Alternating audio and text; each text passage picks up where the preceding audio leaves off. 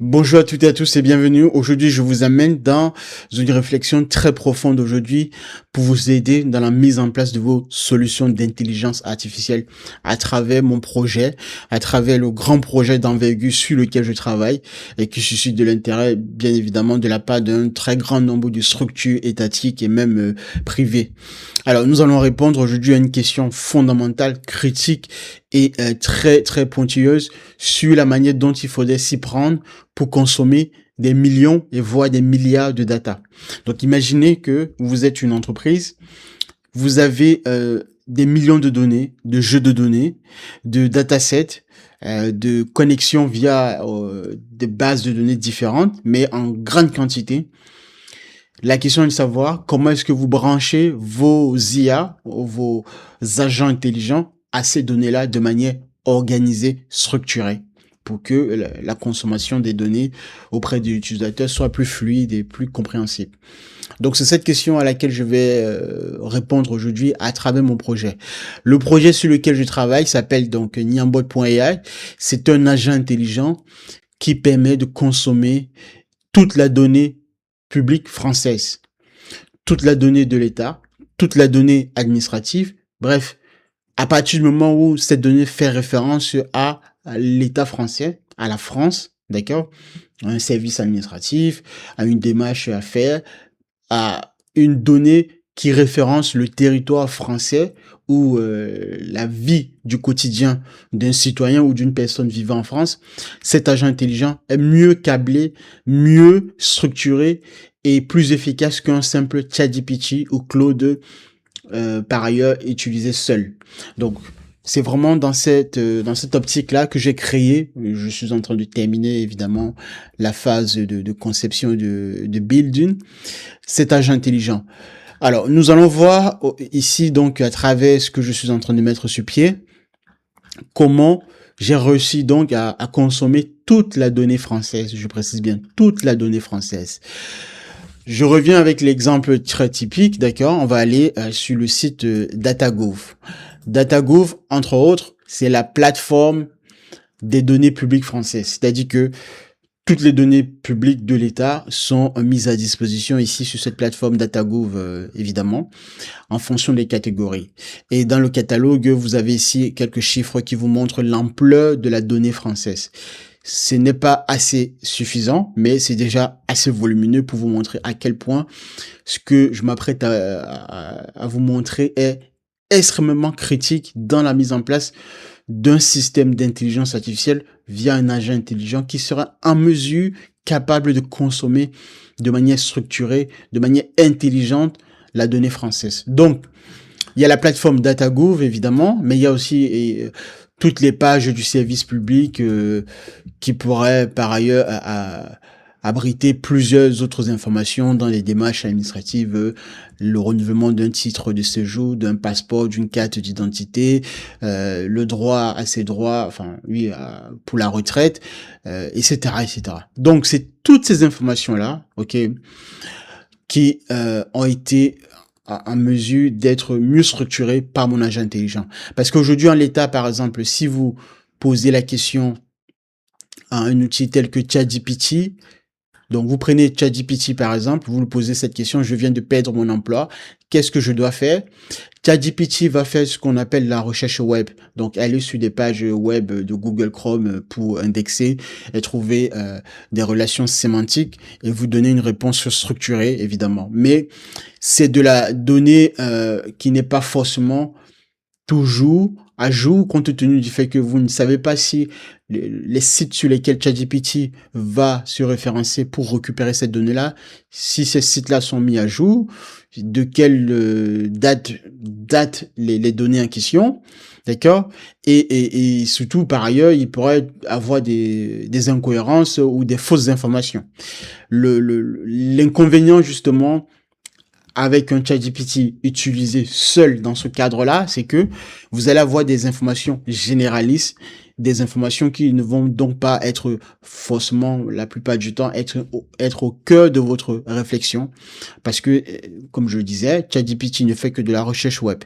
Mais de l'autre côté maintenant, si on réussit à mettre sur pied un agent intelligent, capable de consommer les données françaises au plus près des sources de données en question, bah, l'information, lorsque l'utilisateur pose la même question sur son interface de type ChatGPT, d'accord, comme ici sur le site internet, donc j'ai fait un comparatif. Donc l'avantage ici maintenant, c'est que lorsque l'agent intelligent va répondre, d'accord, il va se baser sur les sources de données que l'État nous met à disposition et qui sont justement la référence de la donnée. Donc c'est vraiment le but de cet agent intelligent, être au cœur de la source de données et produire donc des informations factuelles sans hallucination. D'accord. Alors, pour arriver à ce niveau de détail, à cette compréhension, compte tenu du fait que, vous voyez bien, on a ici plus de 113 000 jeux de données. C'est énorme, c'est énorme. Donc, imaginez plusieurs catégories. Donc, prenons quelques catégories par exemple. Donc, les catégories de type immobilier, demande de valeur foncière. Pour celles et ceux qui ont déjà essayé d'acheter ou de vendre un bien immobilier en France, les études statistiques autour du prix de l'immobilier sont effectuées sur ce catalogue de données. Et par exemple, lorsque je clique là, donc le fichier de demande de valeur foncière, enfin il y en a plusieurs fichiers, mais le catalogue en question, il est assez exhaustif sur les 5 dernières années en termes de profondeur, mais également dans cette forme ici brute, ces données-là ne sont pas facilement exploitables pour le citoyen lambda. Donc pour un citoyen lambda qui n'a pas l'habitude de manipuler des fichiers informatiques avec des tags et des métadonnées, ça va être extrêmement difficile d'exploiter ce fichier-là, parce que je vais essayer quand même de télécharger un fichier pour vous en montrer une preuve factuelle. On va prendre, donc je vais prendre ce téléchargement. Donc déjà, vous voyez, en termes de volume, on est quand même assez gros, donc le zip est quand même assez large. Prenons par exemple ce fichier, donc les ventes de 2025, donc les ventes immobilières. Donc j'ai cliqué, ça prend du temps, hein, d'accord. On va prendre un exemple tout à l'heure pour vous montrer concrètement comment est-ce que j'arrive à... Alors vous voyez bien là, mon ordinateur est en train de tourner. Voilà, ok, d'accord. Donc ici, vous voyez là, ce fichier, donc voici les colonnes. Alors ce n'est pas organisé évidemment sous une forme plus lisible. Donc ici, ce sont les colonnes, les identifiants, les articles de loi, le code postal, le prix du bien, donc et les adresses également, évidemment. Vous voyez, c'est en termes de colonnes, c'est quand même assez lourd, et des lignes également, lorsqu'on parvient à filtrer de manière plus précise. Bref, toujours est-il que vous voyez bien, si je vous donne ce fichier-là et que je vous demande de trouver une vente qui a eu lieu en 2025 dans une commune en France, ça va être extrêmement difficile si vous n'avez pas l'habitude de manipuler ce type de fichier, parce qu'il y a un traitement derrière de la donnée qui est effectué. Mais l'information se trouve là, d'accord? Donc, on revient ici à la question, et vous avez, je n'ai pris uniquement ici que le cas pour 2025. Donc, il y a la même chose 2024 jusqu'à 2021, donc les 5 dernières années. Et ceci ne correspond que au catalogue seul pour l'instant du fichier de demande de valeur foncière pour le cas de l'immobilier, pour des questions autour de l'immobilier. Mais imaginez d'autres catalogues également de la même manière, avec différents formats de données.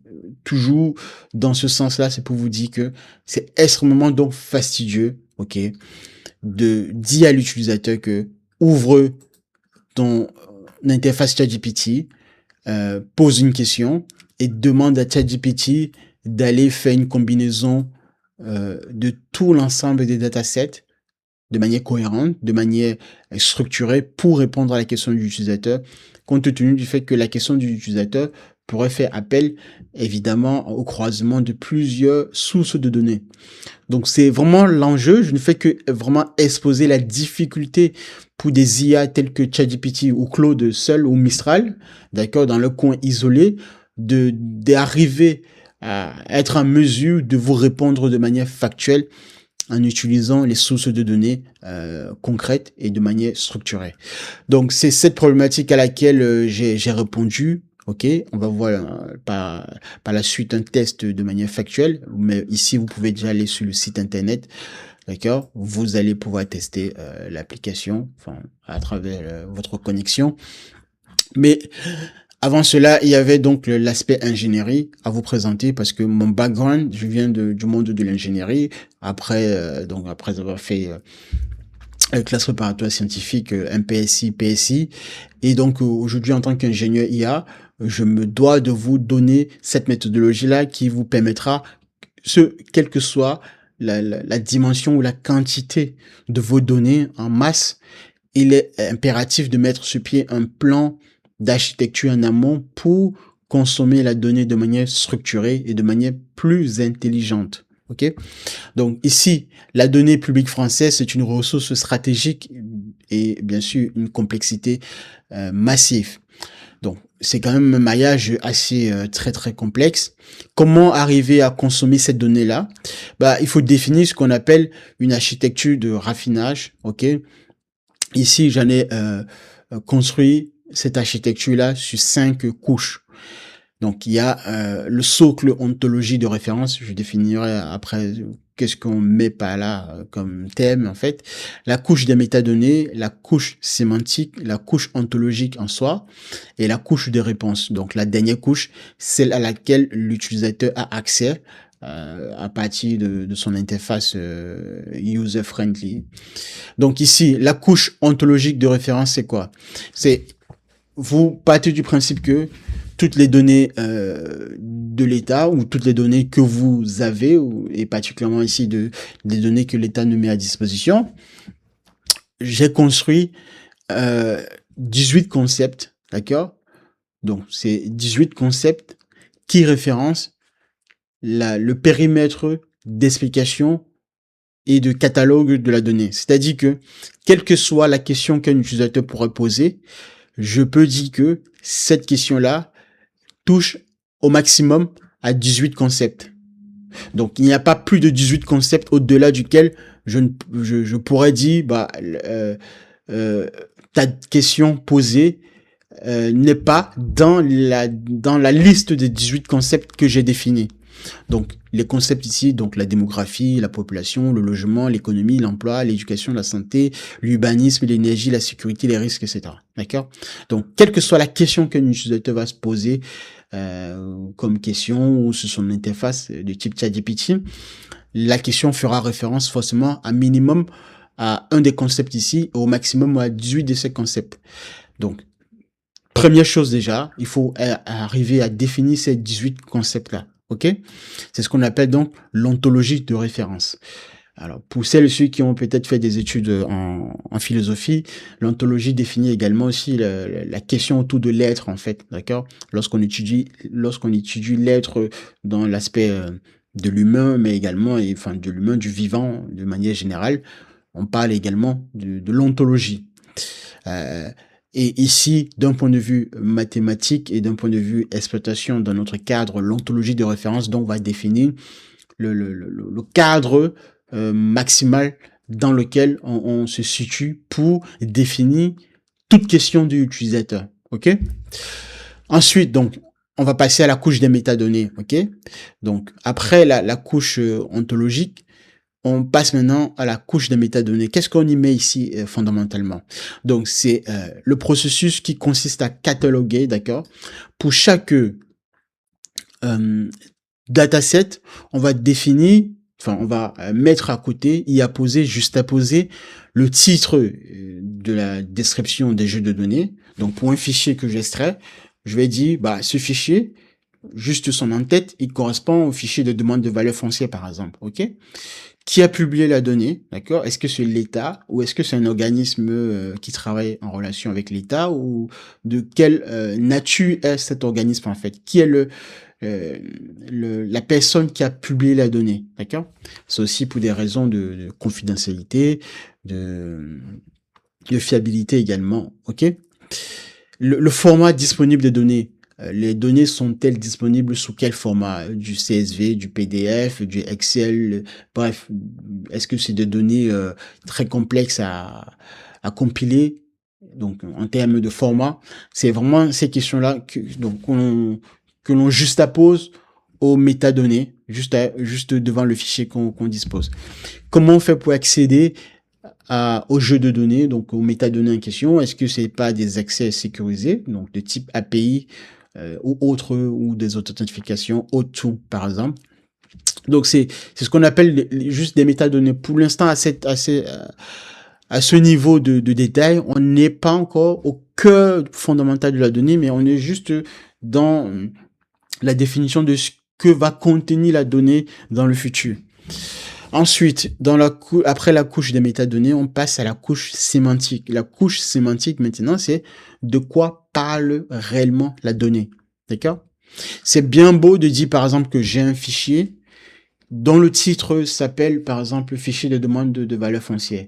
Mais si à l'intérieur du fichier, je n'ai pas inspecté, je n'ai pas vérifié que c'est effectivement des données autour de l'immobilier dont il s'agit, bah, je suis en train de me tromper. C'est comme avoir un fichier que vous avez mal nommé sur votre interface, sur votre ordinateur, d'accord? Quand vous recherchez, par exemple, vos fichiers sur l'explorateur du fichier Windows, si vous nommez mal vos fichiers, bah oui, vous allez avoir du mal à trouver réellement ce dont vous êtes en train de chercher. Donc c'est typiquement ici maintenant le rôle de la couche sémantique, de vérifier en adéquation que le titre, par exemple, qui a été donné ici aux métadonnées, aux couches de métadonnées, bah, que ces métadonnées soient en relation conforme avec la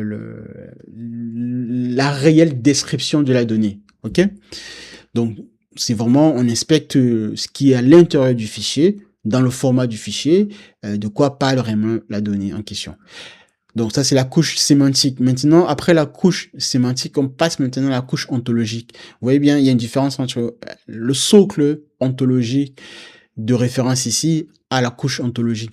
Le socle ontologie de référence définissait l'ensemble des couches ontologiques en relation avec tout le système. Ici maintenant, la couche ontologique va définir effectivement, lorsque l'utilisateur pose une question, combien de couches ontologiques me faut-il pour répondre exactement à la question de l'utilisateur.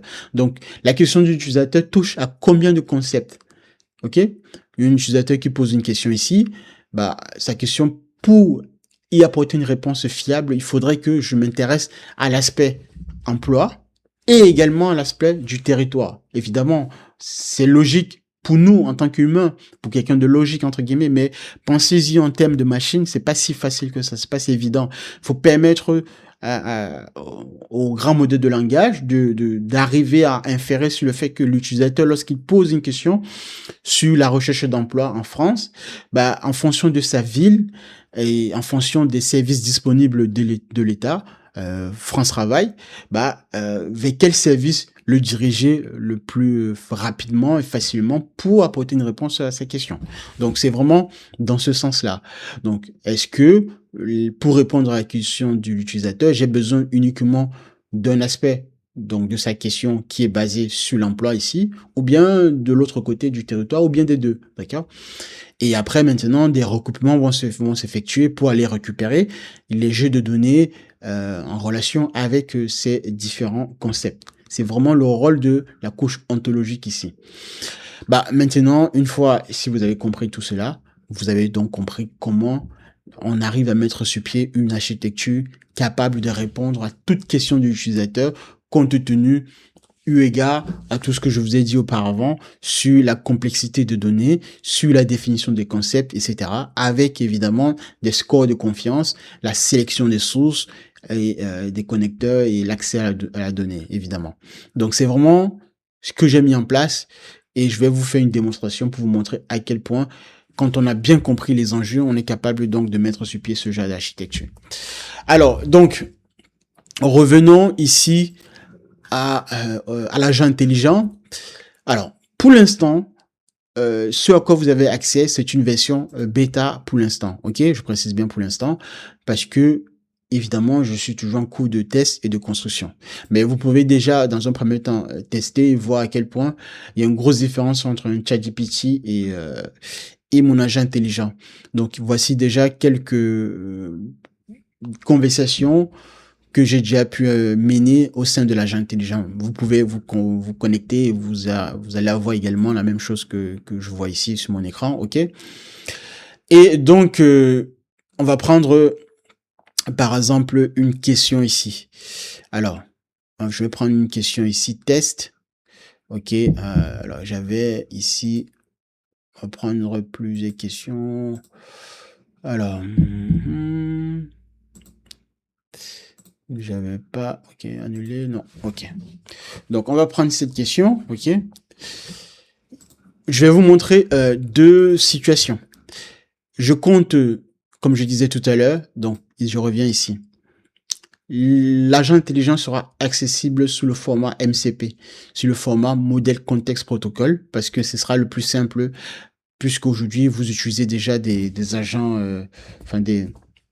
la plupart d'entre vous qui m'écoutent là, vous avez déjà un abonnement chez OpenAI ou chez Anthropic. Donc ce sera plus facile pour vous de connecter rapidement via un connecteur ici, d'accord? Vous voyez là, Niambot ici. Connectez votre compte à l'agent intelligent et l'agent intelligent va permettre justement à Claude de vous répondre. D'accord? C'est la même chose si vous avez un compte côté ChatGPT. Donc c'est pareil, voilà, pas Atlas, ChatGPT, la version classique. Donc c'est la même chose ici. Pour celles et ceux qui ont compte côté OpenAI, donc on va dans paramètres, on va ici dans alors utilisation de données, personnel notification, c'est pas plugin. Alors non, personnalisation. Alors non, notification, personnalisation, utilisation de données, voilà. Plugin et exactement. Ils ont changé, ils changent chaque fois. Hein, voilà. Donc ici, effectivement, donc vous allez côté ChatGPT, donc ici, donc vous entrez là, paramètres, plugin, d'accord, pour le côté connecteur. Et là, vous allez voir que j'avais déjà une version ici, Niambot, ok, ici. Ça, c'est la version MCP. Ce sera, in fine, sous cette formule que je vais vous donner, l'agent intelligent, d'accord. Mais avant de vous montrer l'aspect MCP, je vais vous montrer la version classique pour l'instant que j'utilise au quotidien et qui me coûte évidemment beaucoup de tokens parce que je crois que j'ai encore ouais, donc 12 dollars de crédit. Alors donc ici par exemple, ok, on va faire un test. Je vais prendre cette question de l'utilisateur, ok, cette question-ci. Ok, je vais poser. Voilà. Regardons ensemble. Je déménage, donc un utilisateur, hein, je déménage à Mavejol. C'est une ville, une commune en France. D'ailleurs, on va regarder dans quelle commune, dans quel département se situe cette commune. Donc Mavejol, donc commune en France, c'est en Occitanie, d'accord? La région Occitanie. Donc, imaginez un utilisateur qui vit en Occitanie, dans cette commune-là, qui pose la question, je déménage à Mavejol le mois prochain pour un nouveau poste. On hésite sur une maison au 12 avenue Théophile Roussel. Est-ce que le prix est cohérent? Et est-ce qu'il y a des risques sur le secteur? Donc, le prix, on pense évidemment à une maison, donc un achat immobilier. Donc, vous voyez déjà le lien avec ce que je viens de vous dire ici sur l'aspect ontologique, donc à savoir le concept logement. OK? Autre chose également, je continue la question de l'utilisateur.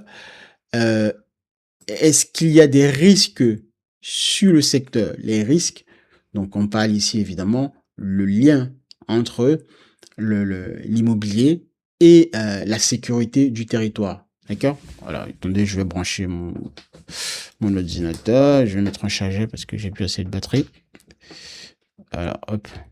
Donc ici, Donc, déjà, vous voyez, il y a déjà deux concepts que je viens d'identifier jusqu'ici de la question.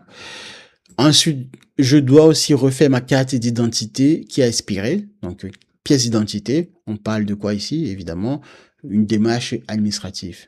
Donc, troisième concept. Trouver un médecin pour les enfants une fois sur place. Donc, la santé. Quatrième concept.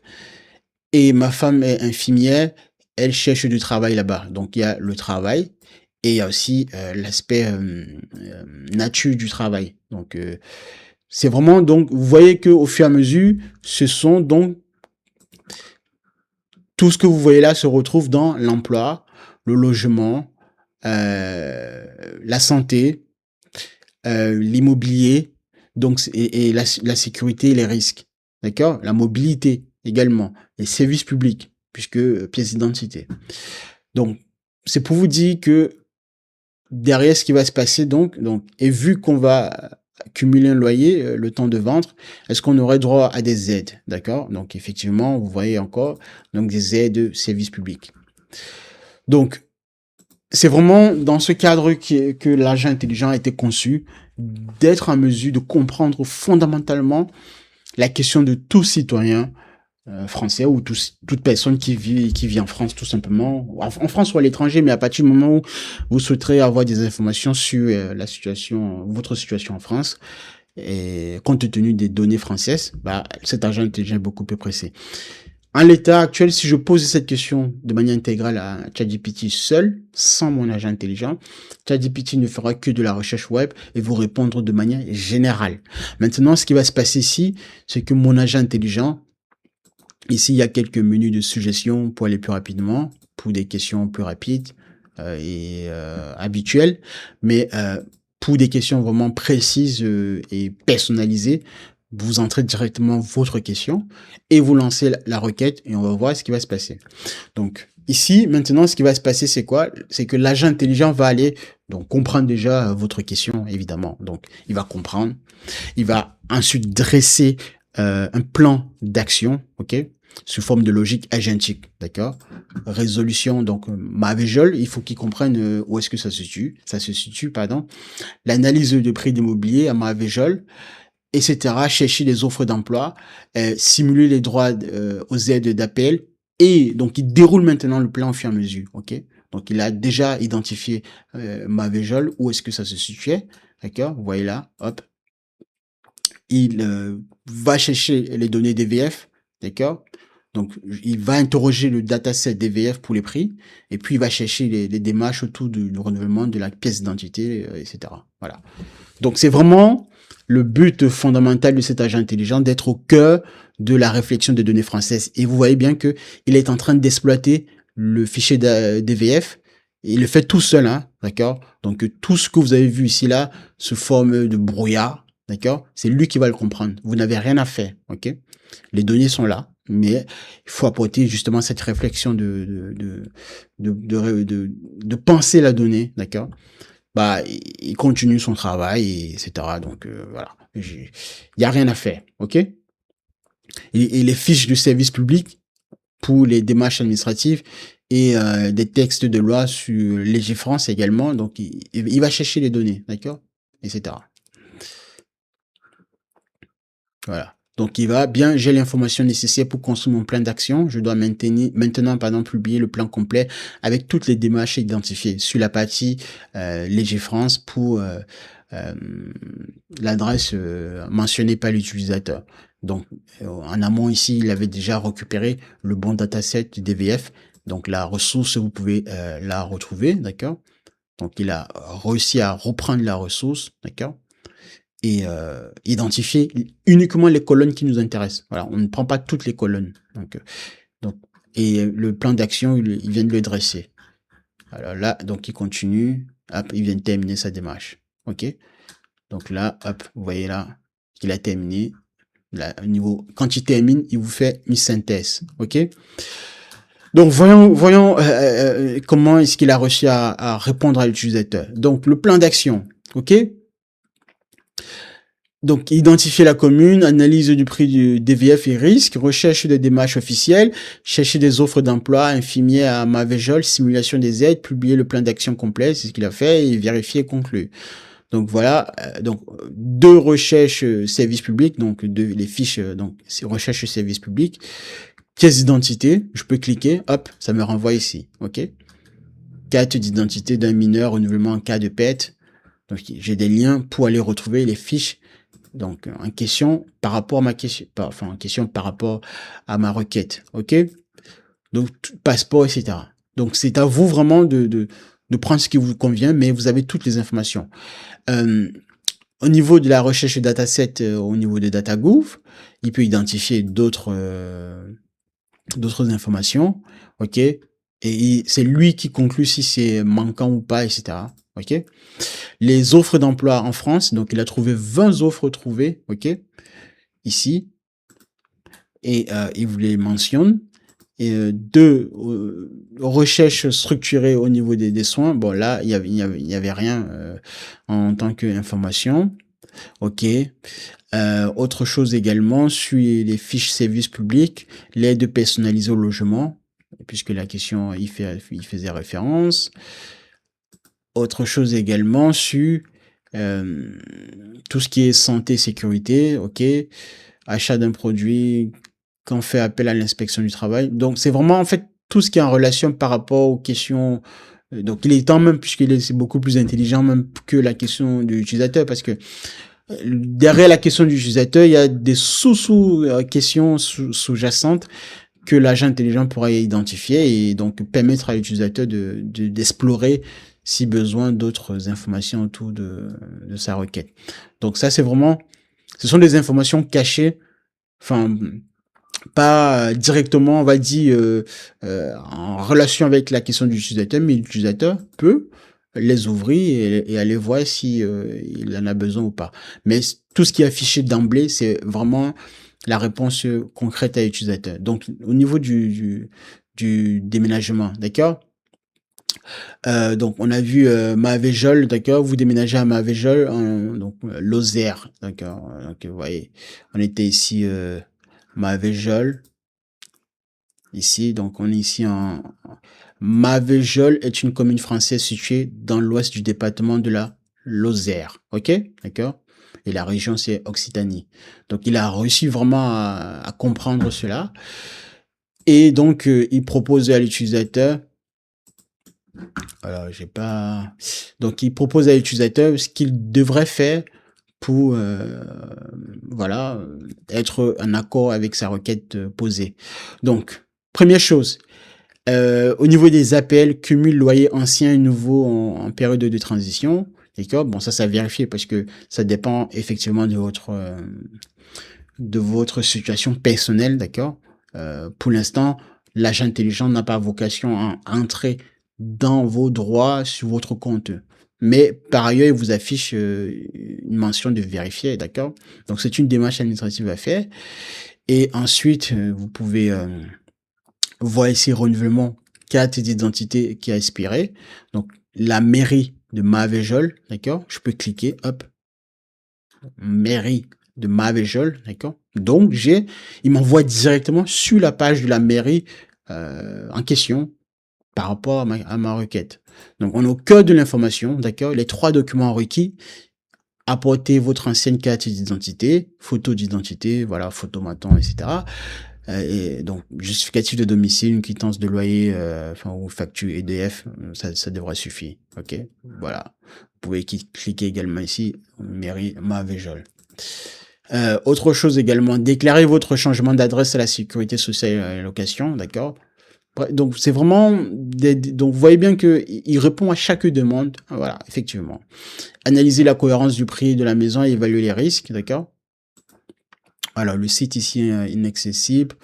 Euh, Ça peut arriver parce que je suis encore en version bêta, mais le lien par ailleurs il est le même en fait, c'est le même principe, hein, c'est du même principe.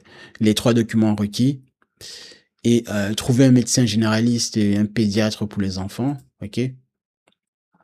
Donc là il vous renvoie à côté Doctolib qui vous permettra de prendre un rendez-vous votre commune en question. OK? Cherche du travail, opportunité d'infirmière à Marvejols et région. OK? Donc, il a trouvé 20 offres. OK? Donc, agence France Travail. OK? Donc, il vous renvoie, voilà, effectivement, à la page de l'annuaire de l'administration. Donc, c'est à vous de mettre votre mairie et où, et vous allez avoir, vous choisissez l'agence France Travail ici, et vous allez avoir effectivement, donc, oui, voilà, donc, travail, emploi, formation. OK? Donc, vous choisissez mairie, qui, quoi, où. Donc, c'est vraiment, vous voyez bien, c'est pas la même chose qu'un ChatGPT. Je pense que vous êtes assez convaincus jusqu'ici. Je ne fais que dérouler, hein, et vous montrer la puissance justement de la complexité de l'outil et de ce qui a été mis derrière en termes de développement, de penser la donnée française. Signalez votre changement d'adresse aux impôts, évidemment, ce que vous devriez faire. Donc, le centre des impôts de Lozère. OK? Donc, voilà. On vous ramène à la page impôt.gouv pour que vous puissiez vous connecter en tant que particulier et renseigner le changement d'adresse. Donc, c'est vraiment très bien fait, je trouve. Les sources, vous les avez encore ici une fois de plus. Donc, vous pouvez les afficher comme ceci, d'accord? Et après, vous avez un petit récapitulatif ici, ok? Votre déménagement à Marvejols s'appuie sur 8 démarches prioritaires, ce que je viens de vous montrer ici, ce que vous devriez faire en priorité, couvrant prix de l'immobilier, renouvellement carte nationale d'identité, recherche médicale, emploi, etc. Voilà. Et le prix au mètre carré, il vous chiffre même donc le prix au mètre carré, d'accord, sur les maisons autour de Marvejols, ok? Donc, bonne nouvelle, 20 offres infirmières existent à 30 km. Il vous chiffre, en fait, calcule la distance à laquelle, périmètre à partir duquel vous pourrez trouver quelques offres d'emploi en relation avec votre profession. Donc, vous voyez, ça, c'est vraiment, ça n'existe pas pour l'instant en France. Je suis la seule personne ayant mis en place cette logique-là, pensée comme ici, ok? Avec une logique agentique, de raisonnement, de réflexion. L'outil commence d'abord par comprendre au cœur, fondamentalement, ce que l'utilisateur souhaite obtenir comme réflexion, comme information finale. Il dresse un plan d'action et après, il se conforme à ce plan d'action pas à pas pour aller rechercher les informations à partir des données publiques de l'État. C'est vraiment ce maillage, cette pensée sur la complexité de la donnée française qui a été rendue facile. Mais alors, ici, quand je mets en place, donc via ce moyen-ci, ça me coûte extrêmement de tokens parce que je consomme beaucoup. On va regarder. Donc là, j'étais à 12,52. Je vais rafraîchir. Vous allez voir qu'il y a quand même eu, voilà, on est passé de 12,52 à 11,98. Donc, vous voyez, les amis, c'est ce que je vous dis. Aujourd'hui, la nouvelle monnaie, c'est les tokens. Les géants de la Silicon Valley jouent là-dessus. Ce qui se passe même, c'est même du côté des géants de la Silicon Valley. On parle de plus en plus même d'une mafia des tokens parce que, alors, dans le sens où les startups créent de l'engouement, du buzz autour de leurs produits pour amasser énormément de capitaux. Et énormément de capitaux, donc dit effectivement énormément d'allocation de puissance de calcul. Et donc derrière, vous avez les géants du cloud, Amazon, Google, Azure, Microsoft, qui vont en fait concevoir des plans de consommation donc des jetons, des tokens, sur lesquels justement ces startups-là vont facturer les utilisateurs finaux. Donc, moi, je suis en train de réfléchir, mais ce que je me dis et la décision que je suis en train de prendre au fur et à mesure, c'est de ne pas, pour l'instant, l'État, parce que je n'ai pas de moyens financiers encore pour l'instant. D'accord? Quand je parle de moyens financiers, je parle vraiment de vrais moyens financiers colossaux pour concurrencer des géants tels que Mistral, par exemple, ne serait-ce qu'en France. Sur cet aspect-là. Parce que moi, je me situe au niveau de la donnée. Je ne me situe pas au niveau des modèles. Mistral ChatGPT, enfin OpenAI, Anthropic, sont donc des géants qui conçoivent des modèles frontières, d'accord, des modèles propriétaires. Moi, ce que je fais, c'est vraiment apporter la couche intelligente de la donnée. Et par la suite, maintenant, je vais utiliser ou j'utilise ici, derrière, un modèle frontière ou plusieurs modèles frontières de manière orchestrée pour vous apporter des informations sourcées, fluides et bien structurées. Donc, en termes maintenant de coût, ça me prend énormément de tokens, d'accord, pour vous apporter ce type de clarté et de précision de données par rapport à un ChatGPT seul.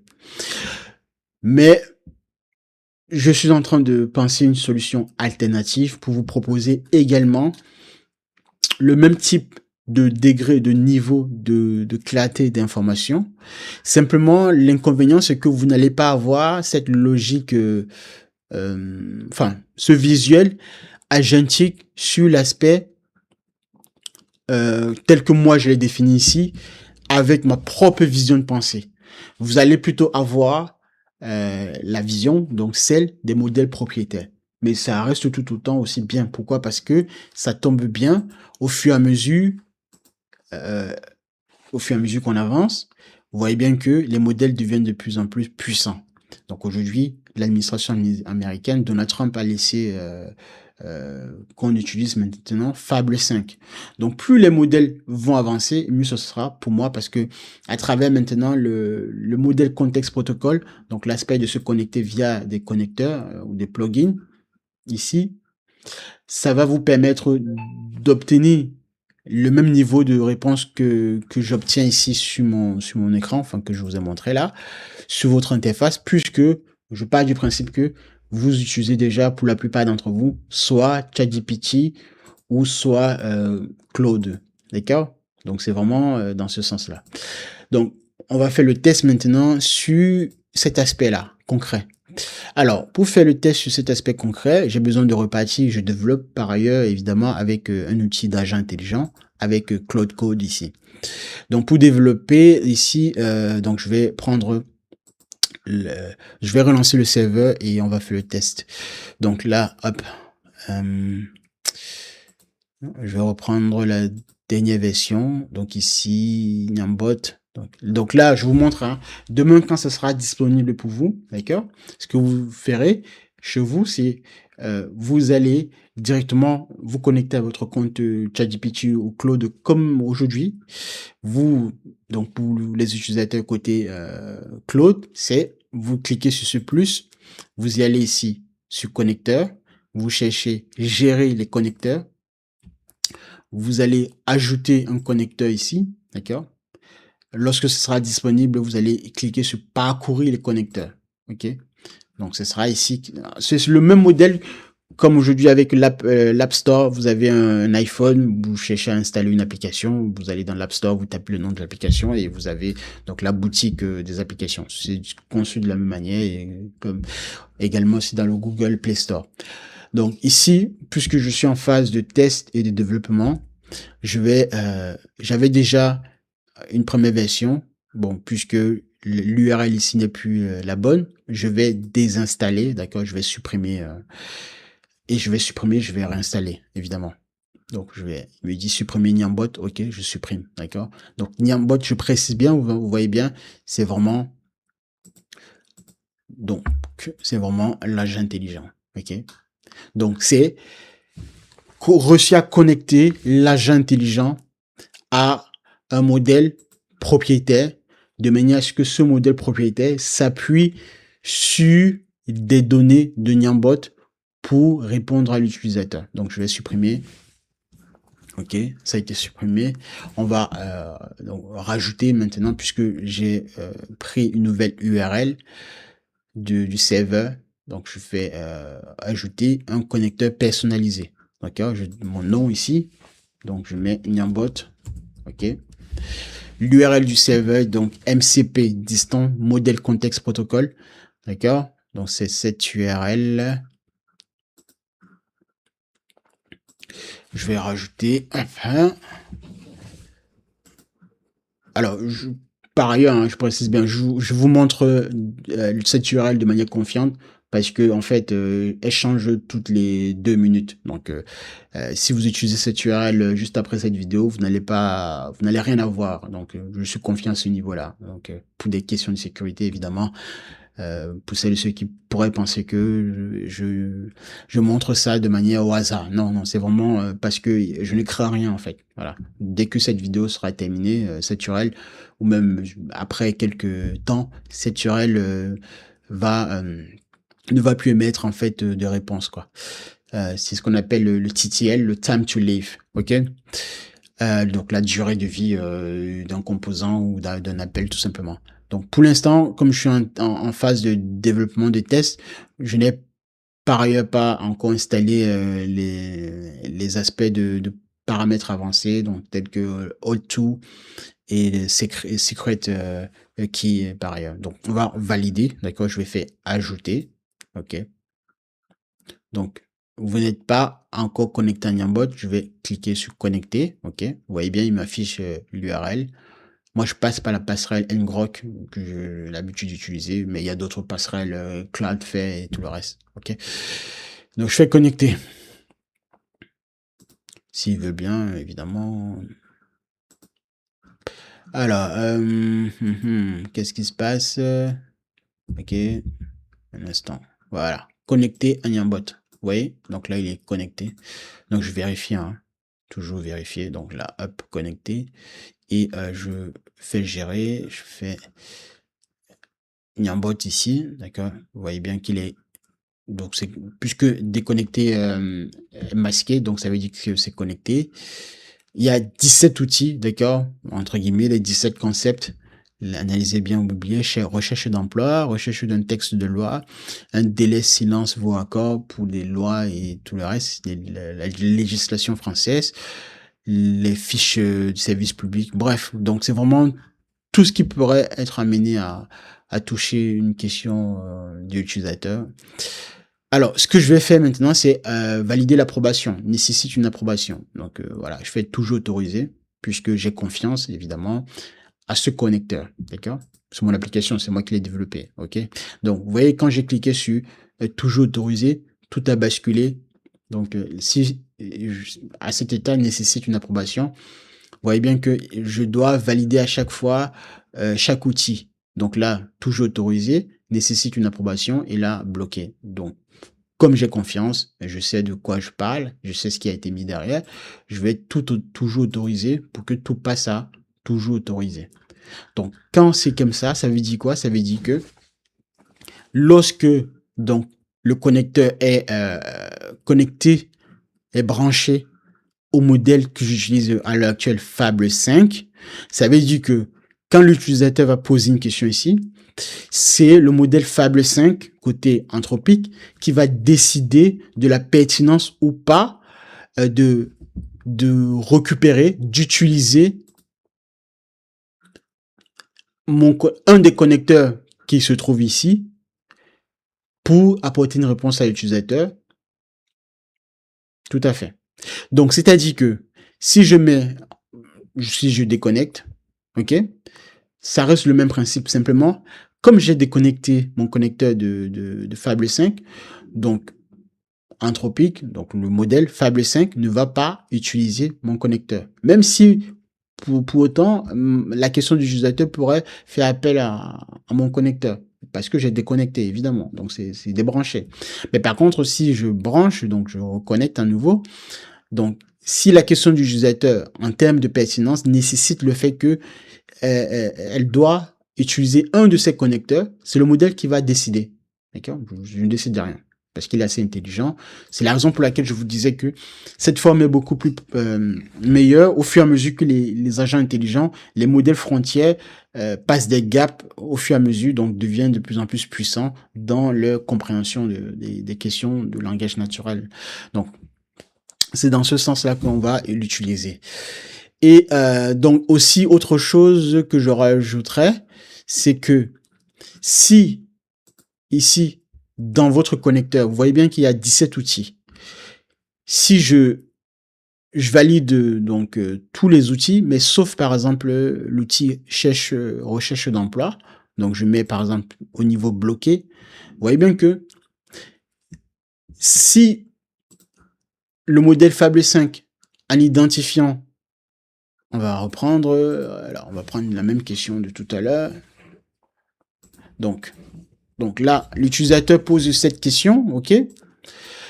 Le modèle Fable 5, s'il identifie qu'il a besoin d'utiliser Niambot, bah, quand il va arriver sur le connecteur Niambot, il va constater que l'outil recherche d'emploi n'est pas disponible.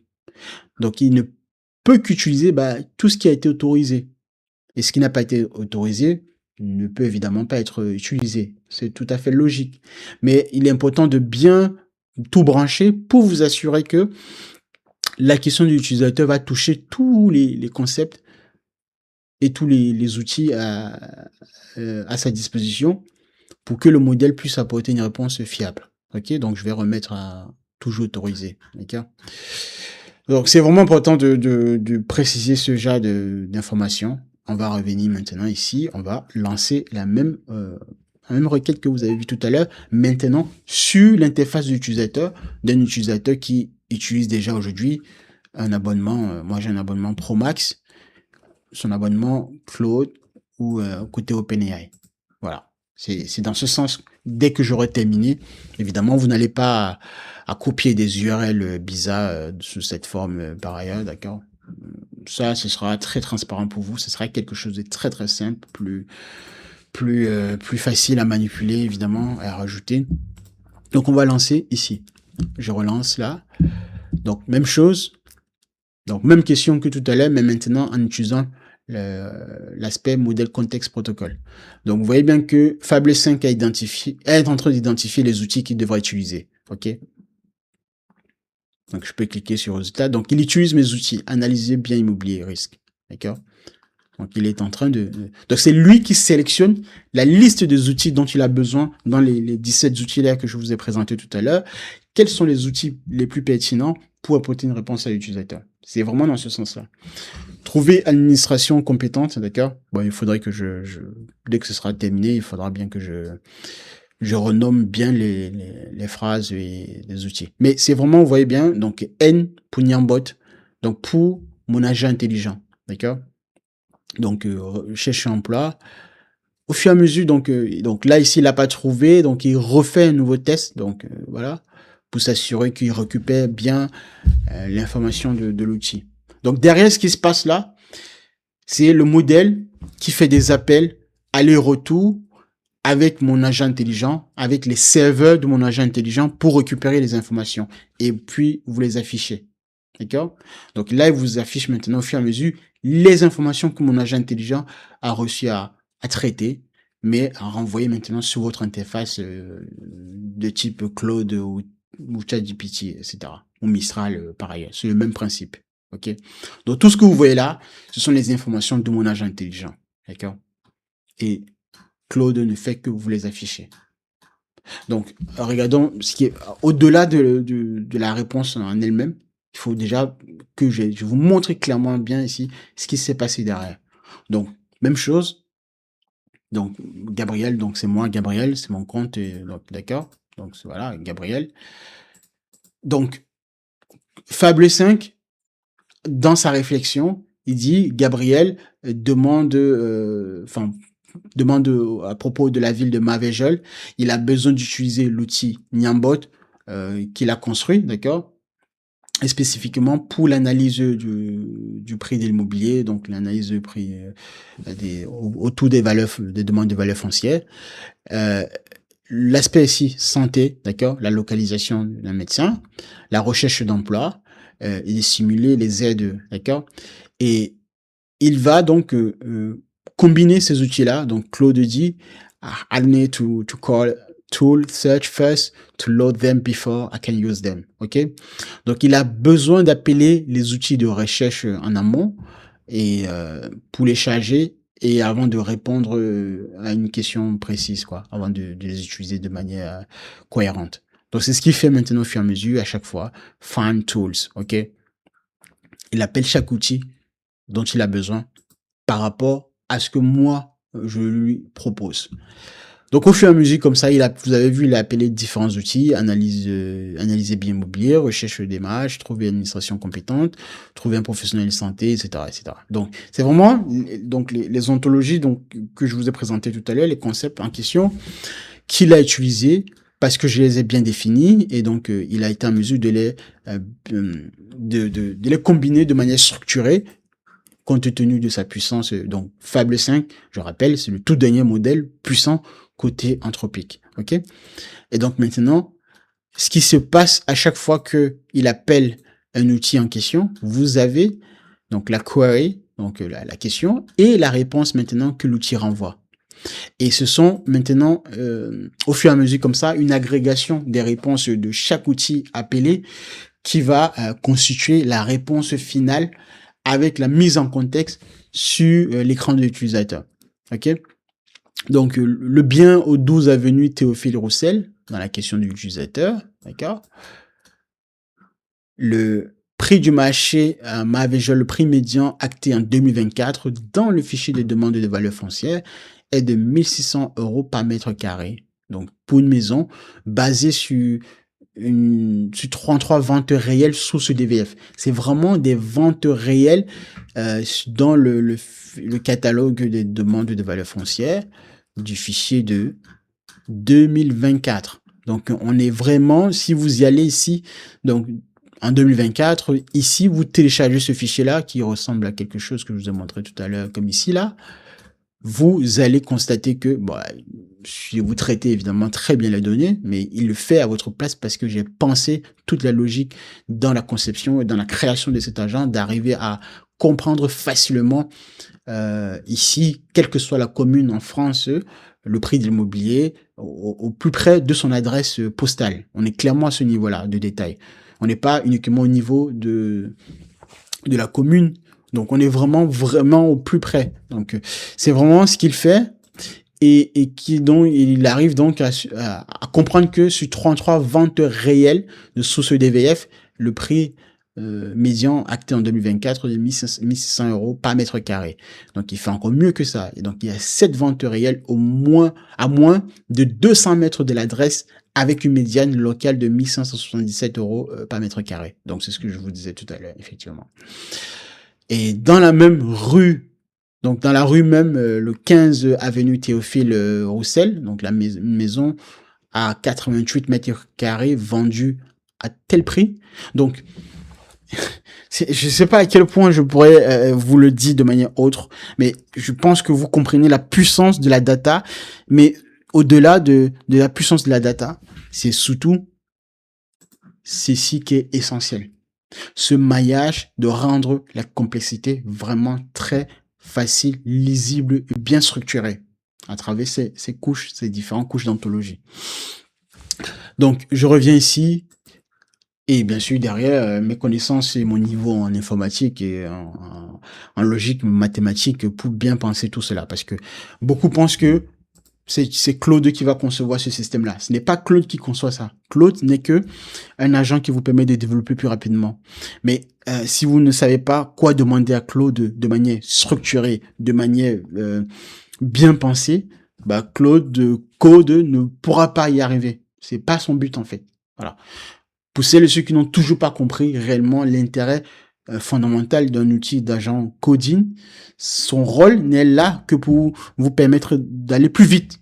Donc imaginez, avant vous conduisiez une BMW ou même une Golf 5, demain on vous donne une Ferrari.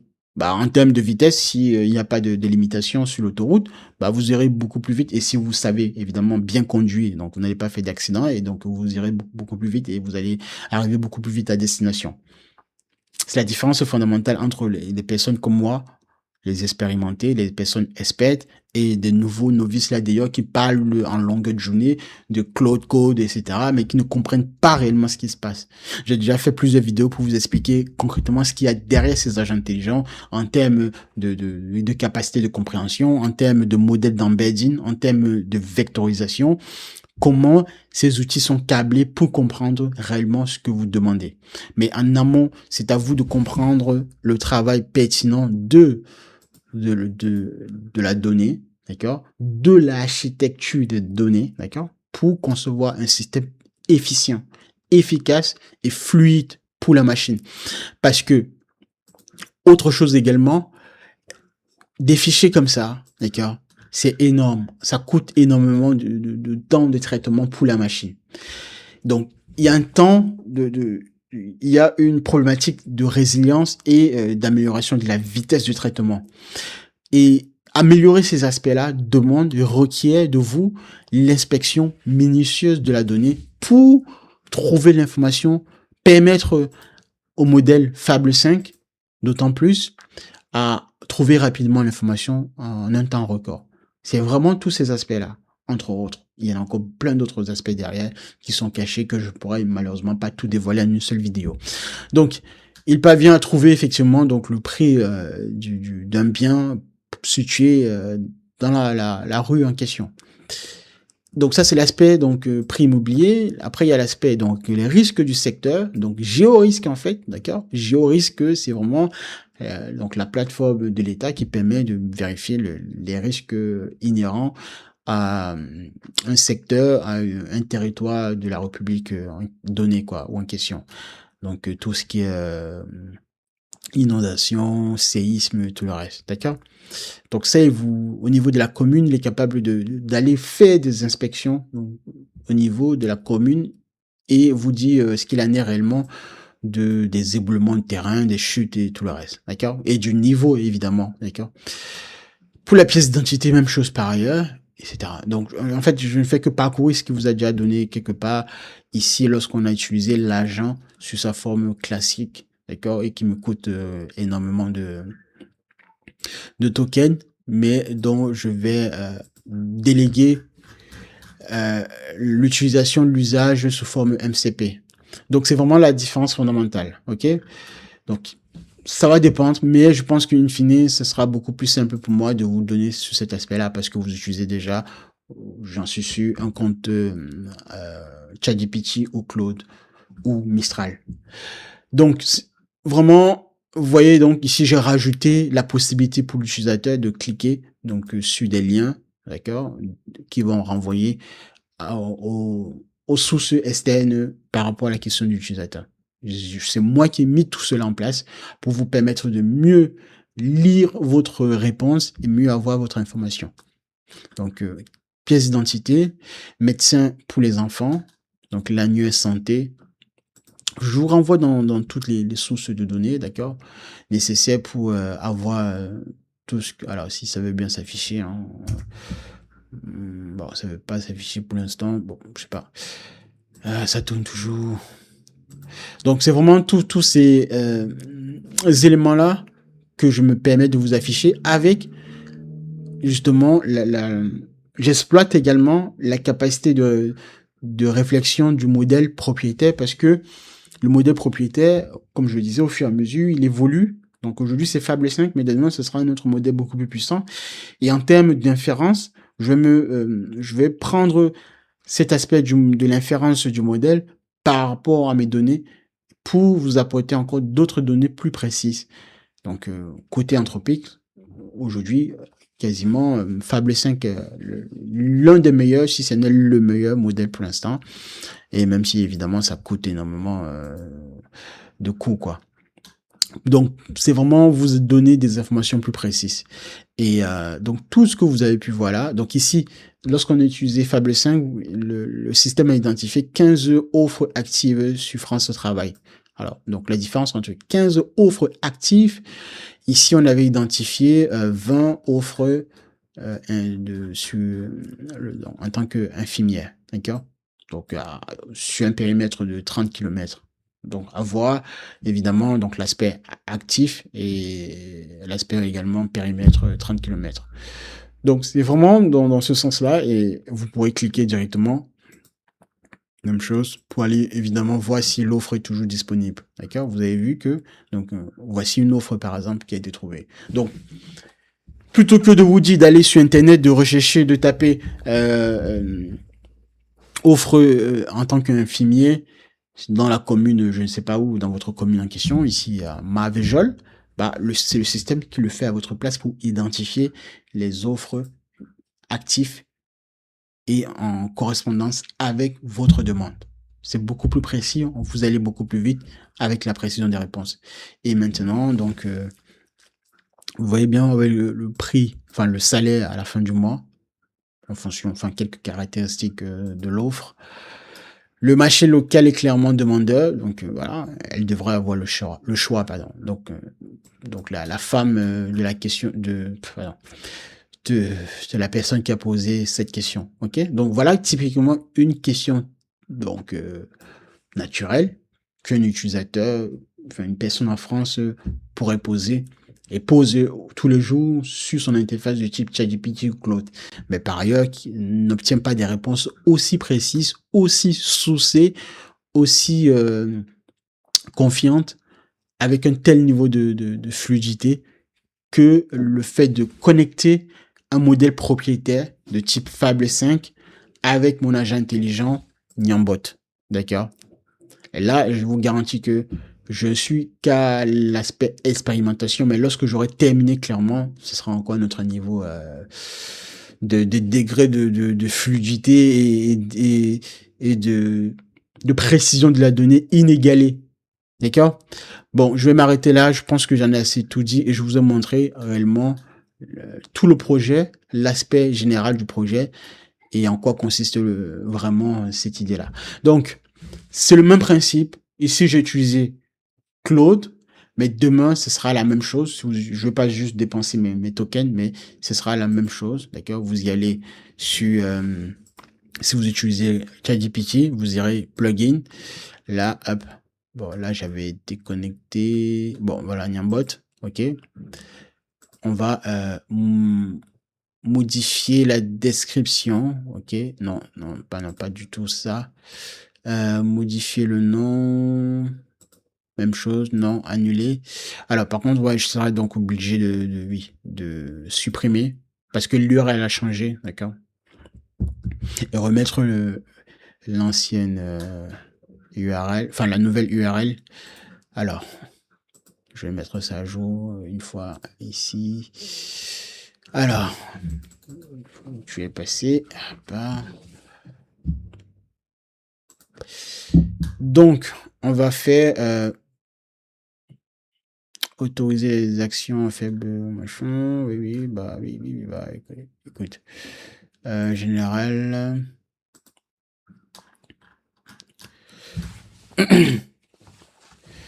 Alors, autoriser les actions à faible risque, oui, toujours demander, non. Bon, ok, je prendrai parcourir le plugin, ok, on va ici faire ajouter, ok. Voilà, donc c'est la même chose côté Claude également, donc je vais rajouter une bot. La description n'a pas changé, donc l'URL ici, connexion. En termes de description, c'est données publiques françaises. À partir donc données publiques françaises, souci immobilier, démarche, santé, emploi, entreprise, aide et tout le reste. Donc c'est important quand même pour l'utilisateur. Lorsque demain donc l'utilisateur va se connecter, donc l'utilisation des serveurs MCP personnalisés comportent des risques. Je valide parce que je sais de quoi je parle. C'est ce que moi j'ai conçu, donc j'ai confiance avec toutes les mesures de sécurité. Je fais créer, d'accord. Donc, il va m'afficher le lien entre Niambot et ChatGPT et je vais ensuite valider la connexion. Alors, erreur lors de la récupération de la configuration O2. Bon, ça tournait depuis un moment, hein. Donc, le serveur tournait depuis un moment. Donc, je vais relancer le serveur, mais ça, j'ai terminé la vidéo, mais si je vous dis en fait ce que je vais faire par la suite, je vais relancer le serveur et vérifier s'il est up. Et après, parce que en fait, je travaille, comme je disais tout à l'heure, sur des TTL, des time to live, qui sont assez très courts. Donc, pour chaque test, donc le temps entre le moment où je valide l'URL et le moment où je fais le test, après ce moment-là, bah, le serveur peut ne plus être à jour. Donc, je dois recréer une nouvelle URL, donc relancer la nouvelle passerelle pour redémarrer et avoir une URL valide. Donc c'est pas un souci, donc c'est vraiment tous ces aspects-là au quotidien. Ça me permet aussi également de vous montrer ce qui se passe quand on fait les choses en live, ok? Quand vraiment on développe, c'est pas si évident que ça. Donc c'est ce qui va se passer par la suite. Mais vous avez vu l'exemple typique ici avec Claude.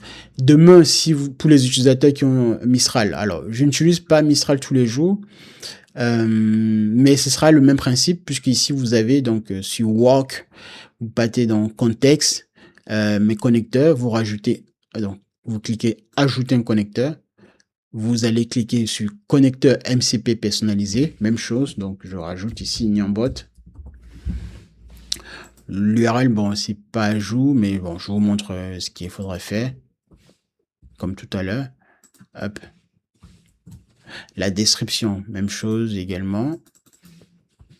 Donc c'est vraiment la même chose, la même démarche quand vous êtes sur, quand vous installez une application sur votre iPhone, sur l'App Store, vous cliquez dans l'App Store, vous voyez des applications, et après, ah bah là, tiens, c'est passé. Donc ça a été validé. Donc la nouvelle URL, c'est celle-ci. Alors par contre, il faut juste vérifier l'ancien, puisque en fait, côté Mistral, il considère que le rajout d'une URL différente, même si le nom de l'application reste le même, bah ça rajoute une nouvelle application. Alors que c'est pas du tout la même chose. Donc pour m'assurer de tout cela, l'idée c'est tout simplement de supprimer tous les connecteurs. Voilà. Donc là, hop. Donc là, on va supprimer ça. Je ne sais pas lequel était le bon, quoi. Bon, je pourrais vite faire regarder l'URL, mais pour m'assurer que j'ai bien rajouté la bonne URL, on va reprendre. Donc là, c'est vraiment, j'ai terminé le test et la vidéo, hein, vous pouvez vous arrêter depuis longtemps, mais je vous montre au quotidien les petits tracas du quotidien d'un développeur, d'une personne qui met sur pied des vrais agents intelligents en production, et comment tester et voir si tout marche de manière propre. Voilà. Donc, on va reprendre ça. Hop. Description, connexion. OK. Donc là, maintenant, je sais que, oui, ce connecteur-ci, c'était bel et bien le bon, puisque il prend en compte la toute dernière URL. Mais tout à l'heure, j'avais deux. Donc, alors, je pourrais cliquer et vérifier, on va dire, le lien URL, mais bon, je ne vais pas le faire. Voilà. Donc, c'est vraiment, donc, une fois le connecteur ici connecté, donc branché à l'appareil, il y a une chose également aussi à valider au niveau des fonctions. Les fonctions, donc, ce sont les outils d'appel. Donc, vous voyez bien là, il y a 17. Et c'est la même chose que vous avez vu ici, là, côté Claude. Alors, on va valider ça. Niambot. Donc, ce sont ces 17 ici. D'accord? Autre outil. Ça. OK? 17. C'est la même chose ici. Maintenant, il faut que je les autorise. D'accord? Autoriser, autoriser, autoriser, autoriser, autoriser, autoriser, hop. Autoriser, autoriser. Alors, il y en a 17, hein, voilà. Alors, ils n'ont pas mis une fonctionnalité qui permet de tout autoriser en même temps. Donc, bon, c'est pour des questions aussi de sécurité. Donc, on vous oblige à valider chaque outil, effectivement. Comme ça, on est sûr que quelque part, vous avez réfléchi en amont pour donner votre permission au modèle côté Mistral, donc Vibe, pour utiliser les outils validés. C'est dans ce sens, en fait, que c'est fait. Donc, et pour chaque outil, vous pouvez donc voir la description, donc analyser bien immobilier. Quel est le rôle de chaque outil? Donc, le détail, c'est la cohérence donc, sur le renvoi des sources officielles, le prix au mètre carré.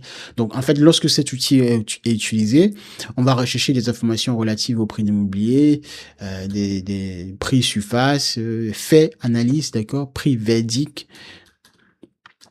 Sur l'interrogation de la donnée publique, même chose, vous avez le détail. On va rechercher donc des statistiques territoriales des entreprises, du logement, emploi, énergie, prix, mobilité, environnement.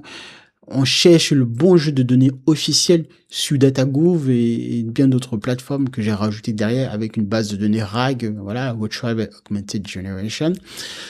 Donc, chaque outil est bien détaillé, bien décrit et dit réellement ce en quoi il est vraiment utile pour la question de l'utilisateur, pour le modèle. Donc, tout ceci a été validé. OK. Une fois ceci validé, je fais actualiser les outils. Outils actualisés avec succès. Je fais aperçu. Donc, je peux faire un nouveau chat. Hop. Donc, même chose. Si je pose la question, comme tout à l'heure, ici, sur Claude. Alors, une chose que je pourrais faire, je peux cliquer sur sur le bouton plus ici. Vous voyez bien, Niambot est là. Donc, je fais hop, je valide. Donc, vous voyez là, il s'affiche ici. Je rajoute maintenant ma question. Donc, je sais que le modèle côté Mistral, donc en tout cas, Vibe va me permettre d'utiliser mon outil pour répondre à la question de l'utilisateur. Bon, je vais pas le faire puisque ça me permet, je consomme à chaque fois que je valide. Alors, tout à l'heure, donc on était passé de 12 dollars à 11,98. Voyons combien à peu près si cette requête nous a coûté. On va valider. Vous allez voir que ce sera très peu comparé à la requête tout à l'heure lancée. Alors, donc quasiment pas grand chose. Alors, en général, donc ça veut dire que c'est de l'ordre du 0,001 dollar, quelque chose comme ça. Donc, voilà. En termes de coût, d'accord, parce que je dois penser à ça. Et derrière, j'ai des serveurs qui tournent, donc j'ai une architecture géante qui est déployée sur des serveurs très puissants dans le cloud. Et tout cela me coûte à chaque fois que j'utilise et que je dois tester une vraie requête. Donc, ça sera vraiment pour moi le plan le plus rentable possible. Ça sera de vous le mettre à disposition sous forme de format MCP, comme je vous montre ici depuis un certain temps. Voilà. Donc, on va s'arrêter là. Likez, abonnez-vous et partagez massivement cette vidéo. Pour celles et ceux qui voudraient se former véritablement à de l'intelligence artificielle, à la mise en place de ce type d'agent intelligent, à comment même penser au préalable la question de l'IA dans son secteur d'activité, pourrait me contacter. Moi, j'offre des formations, je vous le dis de manière directe, et je pense que je suis assez très bien crédible pour vous apporter ces informations-là. Contrairement à un bon nombre de personnes d'ailleurs qui vous montrent des vidéos déjà expliquées, mais bien arrangées sous forme de buzz. Moi, je vous montre du concret. Je vous montre ce que je fais au quotidien. Je vous montre les difficultés que j'ai. D'accord? Et surtout, je vous montre comment je parviens à surmonter ces difficultés-là en question. C'est surtout ça aussi qui est important. Vous allez utiliser Claude Code au quotidien, mais sachez que vous allez avoir des problèmes tous les jours. D'accord? Mais si vous n'êtes pas confiant, si vous ne savez pas quoi demander, si vous ne savez pas comment résoudre ces problèmes-là, etc., etc., vous n'allez jamais avancer et mettre sur pied un véritable système d'intelligence artificielle. Donc voilà, les amis, ce que je voulais vous délivrer comme message principal aujourd'hui. Donc on se retrouve là à la prochaine fois pour une nouvelle compréhension des enjeux autour de l'intelligence artificielle. Merci les amis, restez concentrés. C'était Gabriel, votre expert, le GOAT de l'intelligence artificielle. Voilà. Merci et à la prochaine. Au revoir.